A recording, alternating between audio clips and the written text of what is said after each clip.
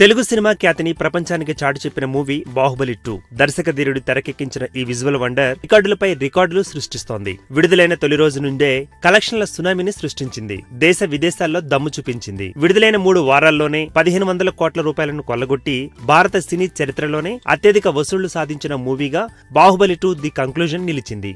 తాజాగా చైనా, తైవాన్లలో ఈ movie release కానుండటంతో 2000 కోట్లను కొల్లగొట్టడం ఈజీ అనే అభిప్రాయం వ్యక్తమవుతోంది. ఇదిలా ఉంటే Baahubali the conclusion trailer tsunami continue అవుతూనే ఉంది. ఇప్పటికే పలు రికార్డ్స్ ను బ్రేక్ చేసి ముందు వరుసలో ఉన్న ఈ ట్రైలర్ సరికొత్త మైలురాయికి చేరువైంది. 3 నెలల క్రితం విడుదలైన బాహుబలి ది కంక్లూజన్ ట్రైలర్ అన్ని భాషల్లో కలిపి 15 కోట్ల వ్యూస్ ను సాధించి ప్రకంపనలు రేపుతోంది. ఇప్పటి వరకు ఏ ఇండియన్ సినిమా కనీసం 5 కోట్ల వ్యూస్ ను సాధించకపోగా బాహుబలి 15 కోట్ల వ్యూస్ ను సాధించడంతో ఈ రికార్డు వ్యూస్ ని బద్దలు కొట్టే మగాడు ఇంకా పుట్టలేదు మామా అని చెప్పాలి.